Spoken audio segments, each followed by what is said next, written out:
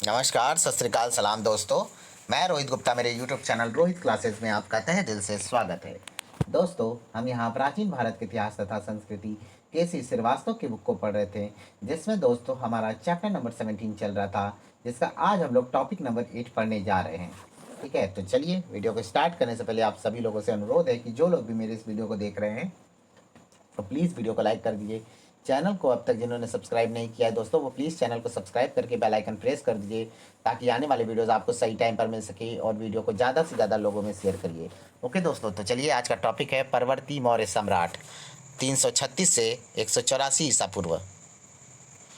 अशोक की मृत्यु 237 ईस्वी से 236 ईसा पूर्व के लगभग हुई। उसके बाद का मौर्य वंश का इतिहास अंधकारपूर्ण है। ब्राह्मण, बौद्ध तथा जैन ग्रंथों में परवर्ती मौर्य शासकों के विषय में परस्पर विरोधी विचार मिलते हैं। पुराण अशोक के पश्चात शासन करने वाले 9 या 10 राजाओं के नाम गिनाते हैं। अशोक के एक लघु स्तंभ लेख में केवल एक पुत्र तीवर का उल्लेख मिलता है, जबकि अन्य अन्य साक्ष्य इसके विषय में मौन है। शायद अशोक के जीवन काल में ही उसकी मृत्यु हो गई थी। ठीक है, आगे। कश्मीरी लेखक कल्लड़ तथा तिब्बती लेखक तारानाथ ने अशोक के उत्तराधिकारियों का जो विवरण दिया है वह भी एक दूसरे के विरुद्ध है। ऐसी स्थिति में यह निश्चित रूप से बता सकना कठिन है कि अशोक के पश्चात शासन करने वाले राजाओं का क्रम क्या था। विभिन्न स्रोतों से परवर्ती मौर्य नरेशों की निम्नलिखित तालिका प्राप्त होती है। आगे है हमारा पुराणों के अनुसार। आगे है, इधर है दोस्तों हमारा दिव्यावदान के अनुसार। तो चलिए पुराणों के अनुसार देख लेते हैं। पहला है दोस्तों कुणाल, दूसरा है बंधुपालित, कुणाल का पुत्र था। तीसरा है दोस्तों इंद्रपालित, जो कि बंधुपालित का भाई था। चौथा है दोस्तों दसोन, याद रखिएगा नाम बहुत इंपॉर्टेंट है। दसोन जो कि बंधुपालिक का पौत्र था। फिर दशरथ नंबर 5वां है दोस्तों दशरथ, जो कि अशोक का पुत्र था दशरथ। ठीक है, आगे नंबर 6 है दोस्तों संप्रति, जो कि दशरथ का पुत्र था संप्रति। 7वां है शालिशुक। 8वां है दोस्तों देवधर्मन। 9वां है शतधनुष, यानी देवधर्मन का जो पुत्र था शतधनुष, उसकी बात हो रही है। और 10वां है दोस्तों हमारा बृहदत्त, याद रखिएगा। ठीक है, और दिव्यावदान के अनुसार दोस्तों पहला है कुणाल, दूसरा है संपदी जो कि कुणाल का पुत्र था, तीसरा है बृहस्पति जो कि संपदी का पुत्र था, चौथा है दोस्तों वृषसेन जो कि बृहस्पति का पुत्र था, और पांचवा है पुष्यवर्धन जो कि वृषसेन का पुत्र था। छठवां है दोस्तों पुष्यमित्र जो कि पुष्यधर्मन का पुत्र था। पुष्यधर्मन का पुत्र कौन था? पुष्यमित्र। ठीक है, आगे देखते हैं दोस्तों। ये तो थे भाई इनके अनुसार, पुराणों के अनुसार और दिव्यावदान के अनुसार थे। आइए आगे। तारानाथ ने केवल 3 मौर्य शासकों का उल्लेख किया है। कुणाल, दूसरा विगताशोक, तीसरा वीरसेन। आगे कल्लड़ की राज तरंगिणी के अनुसार कश्मीर में अशोक का उत्तराधिकारी जालौक हुआ। वह शैव था। उसने मलेच्छों को परास्त कर अपने राज्य को सुरक्षित किया तथा उसे कन्नौज तक बढ़ाया। आगे उपर्युक्त तालिकाओं में जिन राजाओं का उल्लेख हुआ है उनमें से दशरथ के विषय में पुरातात्वीय प्रमाण भी प्राप्त होते हैं। उसने बिहार प्रांत के गया जिले में स्थित नागार्जुनीय पहाड़ी पर आजीवक संप्रदाय के साधुओं के निवास के लिए 3 गुफाएं निर्मित करवाई थीं। इन गुफाओं की दीवारों पर खुदे हुए लेखों से ज्ञात होता है कि वह अशोक की तरह देवानप्रिय की उपाधि धारण करता था, परंतु बौद्ध एवं जैन स्रोतों में उसका नाम कहीं नहीं मिलता। पुराणों के अनुसार दशरथ ने कुल 8 वर्षों तक शासन किया। उसकी मृत्यु के बाद उसका पुत्र संप्रति शासक हुआ। जैन ग्रंथों में उसे जैन धर्म का संरक्षक कहा गया है, जिसने हजारों जैन तीर्थंकरों के मंदिरों का निर्माण करवाया था। वह पाटलिपुत्र का राजा था तथा उसके साम्राज्य में अवंती एवं पश्चिमी भारत भी सम्मिलित थी। ठीक है दोस्तों, सम्मिलित थी, परंतु पुराणों के विपरीत जैन ग्रंथ संप्रति को कुणाल का पुत्र मानते हैं। ठीक है, याद रखिएगा। आगे देखते हैं दोस्तों। संप्रति के बाद शालीशुक राजा हुआ। गार्गी संहिता में उसे धार्मिक के रूप में धार्मिक धूर्त एवं झगड़ालू शासक बताया गया है। उसे धर्म विजय करने वाला कहा गया है, जिसने यज्ञों के अनुष्ठान को रोकने का प्रयास किया था। ठीक है, आगे। शालीशुक के शासनकाल के अंत में 206 ईसा पूर्व के लगभग यवन नरेश अंतियोकस तृतीय ने हिंदू कुश पर्वत को पार कर काबुल घाटी के शासक से उपहार प्राप्त किया था। पॉलीबियस ने इस राजा का नाम सोफेगसेनस यानी सुभग सेन बताया है। आगे, हेमचंद्र राय चौधरी के मतानुसार यह राजा शालीशुक ही था तथा सुभग सेन उसकी उपाधि थी। भंडारकर महोदय राजतरंगड़ी के जालौक की पहचान भी शालीशुक से ही करते हैं। राजतरंगड़ी में जो मलेच्छों का उल्लेख हुआ है उससे तात्पर्य यवनों से ही है। ठीक है, आगे। पुराणों के अनुसार शालीशुक के पश्चात देवधर्मन, फिर सतधन्वन तथा अंततोगत्वा बृहद मौर्य वंश के राजा हुए। ठीक है, ये लोग थे। आगे देख लेते हैं दोस्तों। आगे है, सभी पुराण बृहदत्त को ही मौर्य वंश का अंतिम शासक मानते हैं। इसकी पुष्टि जो है बाण भट्ट के हर्षचरित से भी हो जाती है। उसे प्रज्ञा दुर्बल यानी बुद्धिहीन शासक कहा गया है। ठीक है, आगे दोस्तों। उसका सेनापति पुष्यमित्र शुंग था। ठीक है, ये बहुत प्रतापी था दोस्तों, पुष्यमित्र शुंग। दिव्यावदान में भ्रमवश पुष्यमित्र को मौर्य कुल से ही संबंधित कर दिया गया है। ठीक है, भ्रमवश किया गया था, रियलिटी में नहीं, केवल भ्रम में किया गया था। आगे, पुष्यमित्र ने 184 ईसा पूर्व के लगभग अपने स्वामी बृहदत्त की सेना निरीक्षण करते समय धोखे से हत्या कर दी अपने स्वामी की। बृहदत्त की मृत्यु के साथ ही मौर्य वंश का अंत हुआ। ठीक है, आगे। मौर्य साम्राज्य के पतन के कारण, आइए देख लेते हैं क्या क्या कारण थे। लगभग 3 शताब्दियों के उत्थान के पश्चात शक्तिशाली मौर्य साम्राज्य अशोक की मृत्यु के पश्चात विघटित होने लगा और विघटन की यह गति संगठन की अपेक्षा अधिक तेज थी। अंततोगत्वा 184 ईसा पूर्व के लगभग अंतिम मौर्य सम्राट बृहदत्त की उसके अपने ही सेनापति पुष्यमित्र द्वारा हत्या के साथ इस विशाल साम्राज्य का पतन हो गया। मौर्य साम्राज्य का पतन किसी कारण विशेष का परिणाम नहीं था, अपितु विभिन्न कारणों ने इस दिशा में योगदान दिया। सामान्य तौर से हम इस साम्राज्य के विघटन तथा पतन के लिए निम्नलिखित कारणों को उत्तरदायी मान सकते हैं। ठीक है, आगे। उत्तरदायी मान सकते हैं। अयोग्य तथा निर्बल उत्तराधिकारी। मौर्य साम्राज्य के पतन का तत्कालिक कारण यह था कि अशोक की मृत्यु के पश्चात उसके उत्तराधिकारी नितांत अयोग्य तथा निर्बल हुए। उनमें शासन के संगठन एवं संचालन की योग्यता का अभाव था। साहित्यिक साक्ष्यों से ज्ञात होता है कि उन्होंने साम्राज्य का विभाजन भी कर लिया। राजतरंगिणी से ज्ञात होता है कि कश्मीर में जालौक से स्वतंत्र राज्य स्थापित कर लिया। तारानाथ के विवरण से पता चलता है कि वीरसेन ने गंधार प्रदेश में स्वतंत्र राज्य की स्थापना कर ली। कालिदास के मालविका अग्निमित्रम के अनुसार विदर्भ भी एक स्वतंत्र राज्य हो गया था। परवर्ती मौर्य शासकों में कोई भी इतना सक्षम नहीं था कि वह समस्त राज्यों को एक छत्र शासन व्यवस्था के अंतर्गत संगठित करता। विभाजन की इस स्थिति में यवनों का सामना संगठित रूप से नहीं हो सका और साम्राज्य का पतन अवश्यंभावी था। ठीक है, आगे देखते हैं दोस्तों। आगे है, प्रशासन का अतिशय केंद्रीकरण।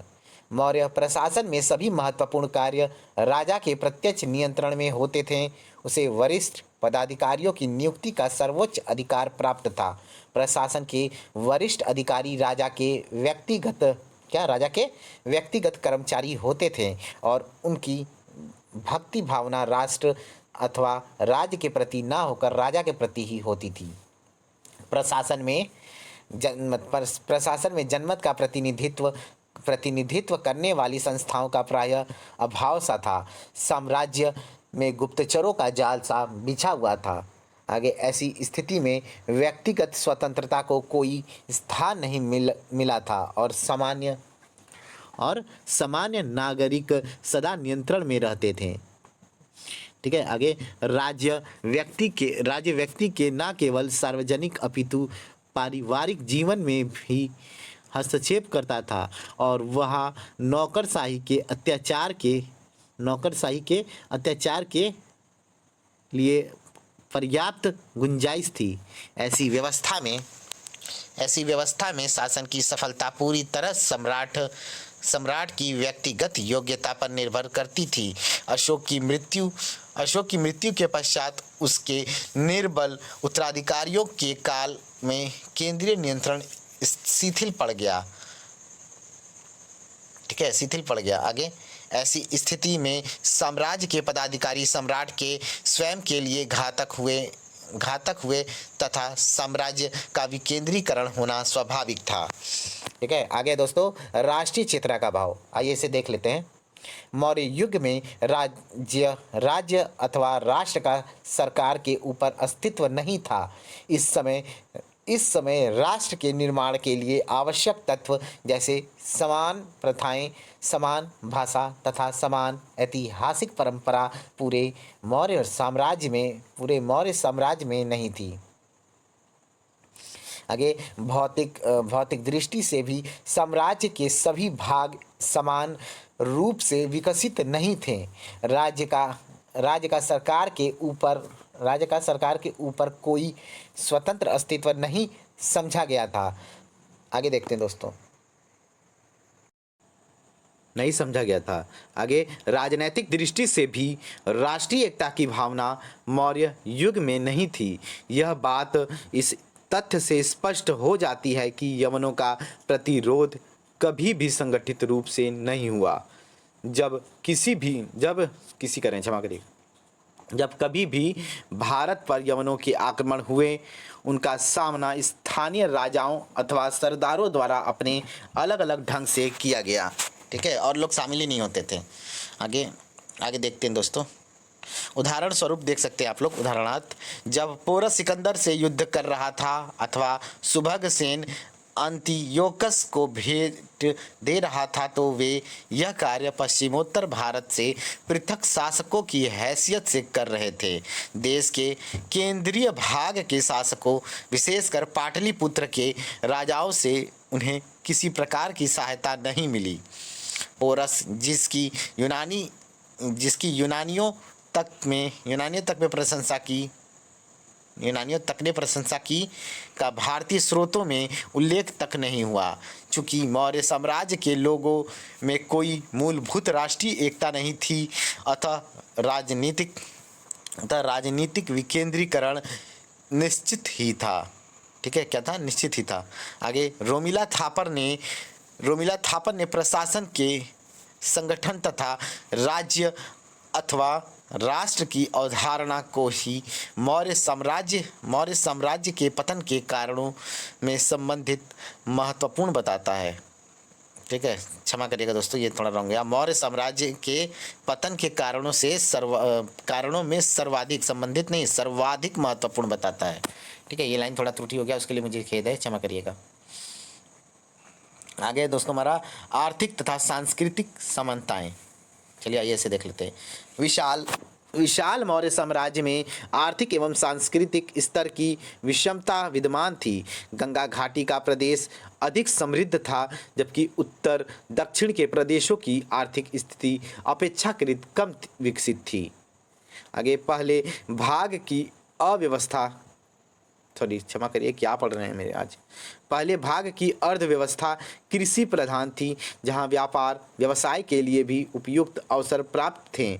दूसरे भाग में अस्थिर अर्थव्यवस्था थी, जिसमें व्यापार वाणिज्य को बहुत कम सुविधाएं थीं। ठीक है, मौर्य प्रशासन उत्तरी भाग की अर्थव्यवस्था से अधिक अच्छी तरह परिचित है। यदि दक्षिणी क्षेत्रों की अर्थव्यवस्था भी समान रूप से विकसित की गई होती तो साम्राज्य में आर्थिक सामंजस्य स्थापित हुआ होता।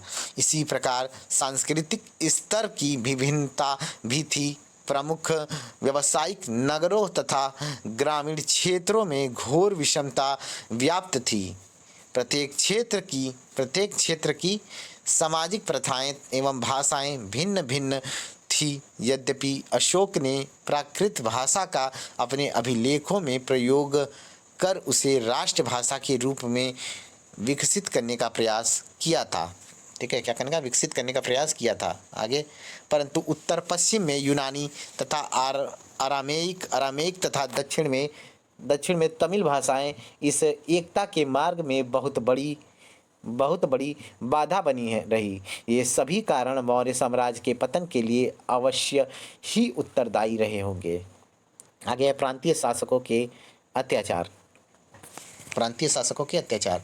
मौर्य युग में साम्राज्य के दूरस्थ प्रदेशों में प्रांतीय पदाधिकारियों के जनता पर अत्याचार हुआ करते थे।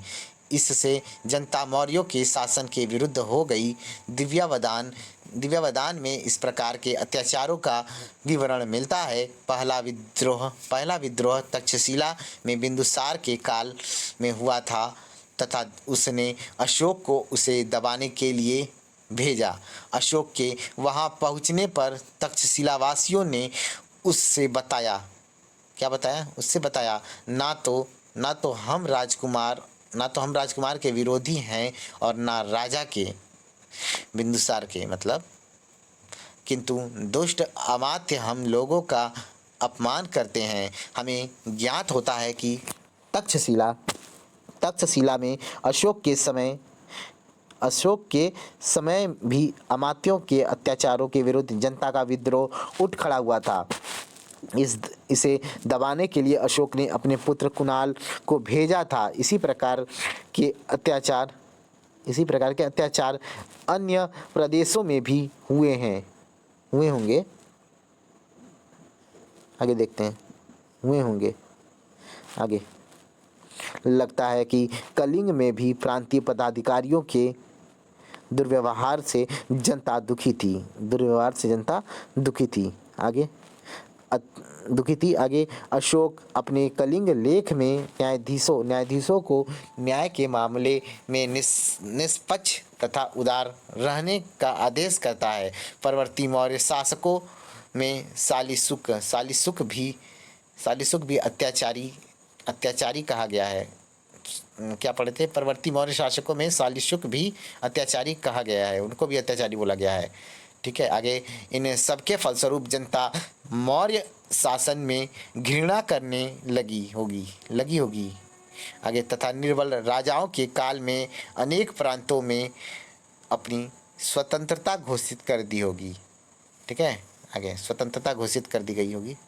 आगे दोस्तों, करों की अधिकता। आइए, करों की अधिकता, यही स्टार्ट था। परवर्ती मौर्य युग में देश की आर्थिक स्थिति संकटग्रस्त हो गई, जिसके फलस्वरूप शासकों ने अनावश्यक उपायों द्वारा करों का संग्रह किया। उन्होंने अभिनेताओं तथा गणिकाओं तक पर कर लगाए। ठीक है, उन सभी लोगों पर कर लगा था, अभिनेताओं पर भी कर लगा था, गणिकाओं पर भी।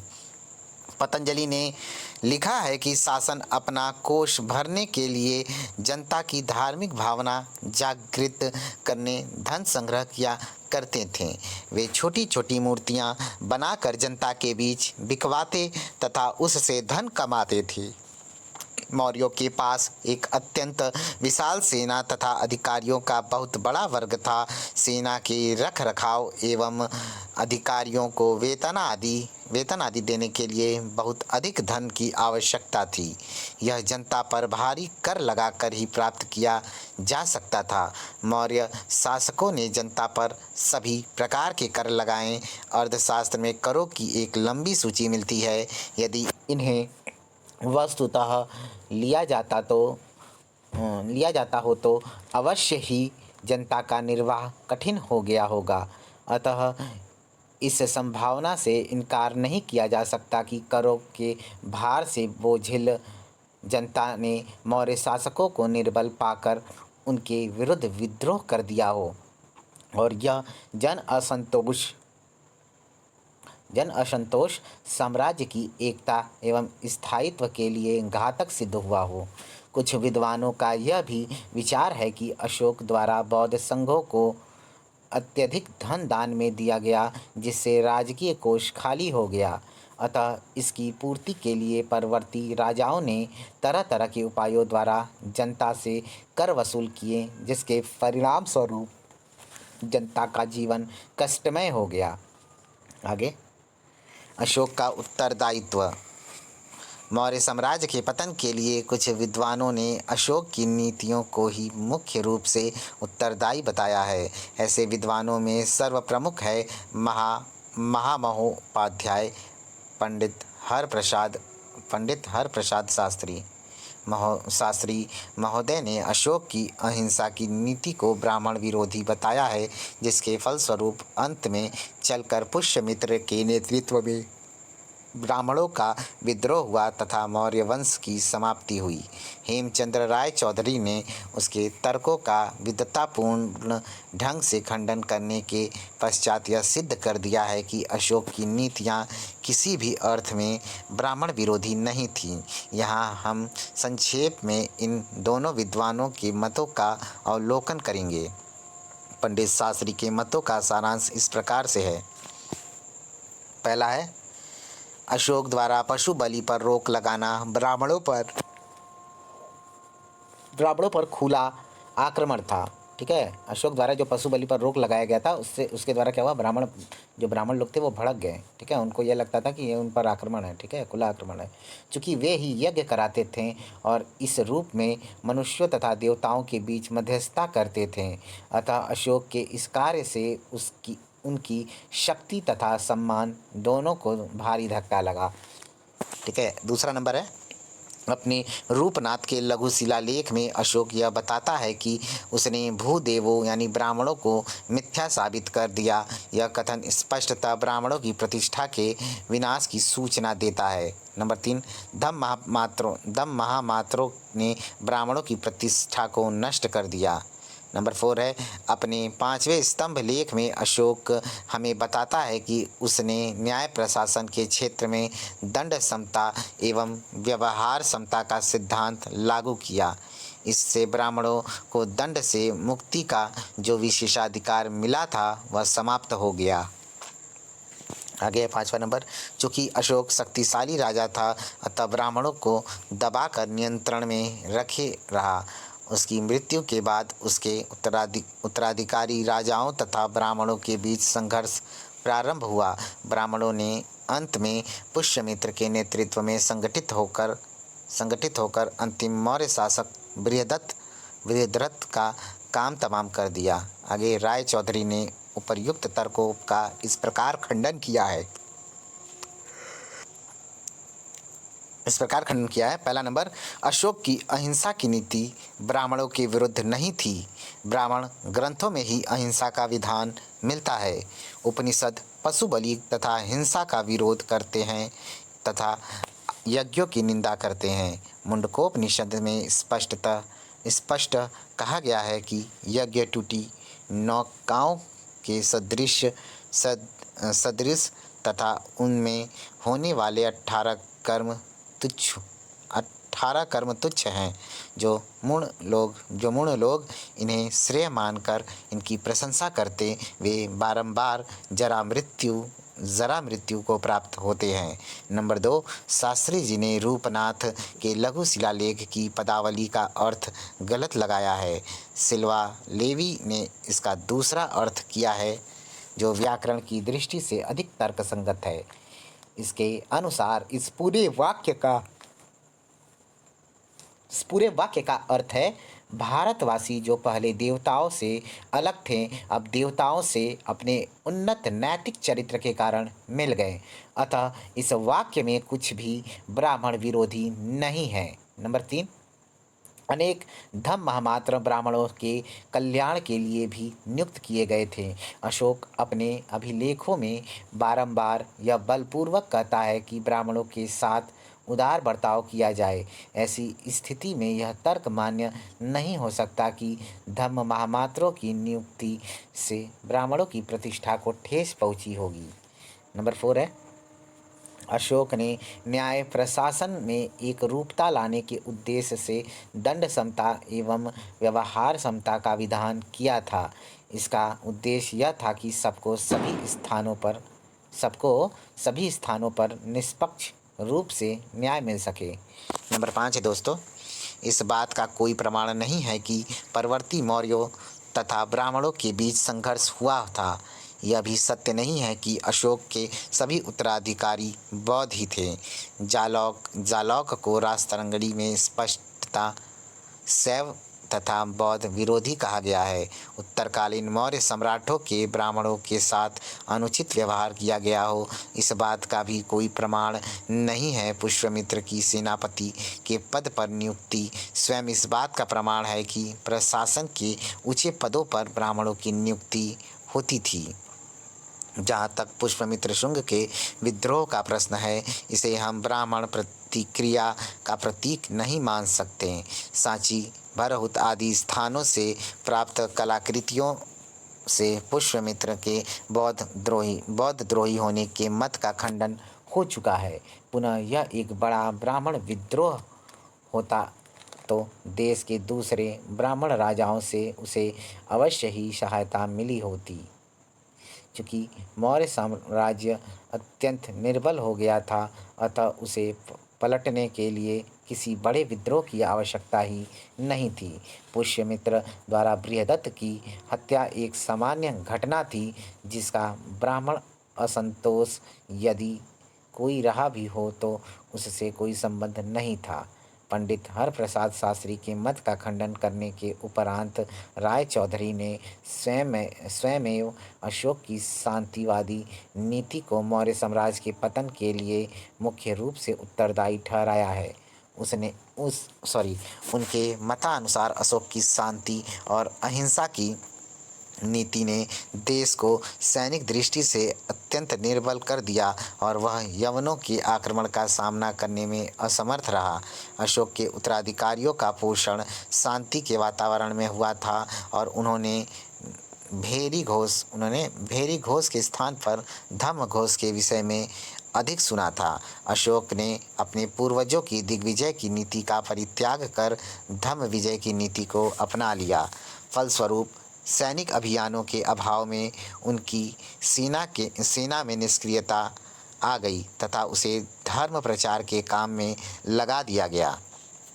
आगे, परंतु यदि उपर्युक्त मतों की आलोचनात्मक समीक्षा किया जाए तो वे पूर्णतः निराधार प्रतीत होंगे। अशोक यदि इतना अहिंसावादी तथा शांतिवादी होता जितना कि राय चौधरी ने समझा है, तो उसने अपने राज्य में मृत्युदंड बंद कर दिया होता। हम यह भी जानते हैं कि उसने कलिंग को स्वतंत्र नहीं किया और न ही उसने इस युद्ध के ऊपर कलिंग राज्य में पश्चाताप किया। एक व्यावहारिक शासक की भांति उसने इस विजय को स्वीकार किया और इस विषय पर किसी भी प्रकार की नैतिक आशंका उसे नहीं हुई। उसके अभिलेख इस मत के साक्षी हैं कि उसकी सैनिक शक्ति सुदृढ़ थी। आगे दोस्तों, सुदृढ़ थी। आगे, अपने 13वें शिलालेख में वह सीमांत प्रदेशों के लोगों तथा जंगली जनजातियों को स्पष्ट चेतावनी देता है कि जो गलती किए हैं सम्राट उन्हें क्षमा करने का इच्छुक है, परंतु जो केवल क्षम्य है वही क्षमा किया जा सकता है। जंगली जनजाति के लोगों को अपनी सैनिक शक्ति की याद दिलाते हुए वह कहता है, यदि वे अपराध नहीं छोड़ेंगे तो उनकी हत्या कर दी जाएगी। इन उल्लेखों से राय चौधरी के मत का खंडन हो जाता है। पुनः इस बात का भी कोई प्रमाण नहीं है कि अशोक ने सैनिकों की संख्या कम कर दी हो अथवा सेना को धर्म प्रचार के काम में लगा दिया हो। यदि वह अपने सैनिकों को धर्म प्रचार के काम में लगाता तो इसका उल्लेख गर्व के साथ वह अपने अभिलेखों में करता। अतः ऐसा लगता है कि अशोक ने इसलिए शांतिवादी नीति का अनुकरण किया कि उसके साम्राज्य की बाहरी सीमाएं पूर्णतः सुरक्षित थी और देश के भीतर भी शांति एवं व्यवस्था विद्यमान थी। केवल एक सबल प्रशासन के अधीन ही इतना विशाल साम्राज्य इतने अधिक दिनों तक व्यवस्थित ढंग से रखा जा सकता था।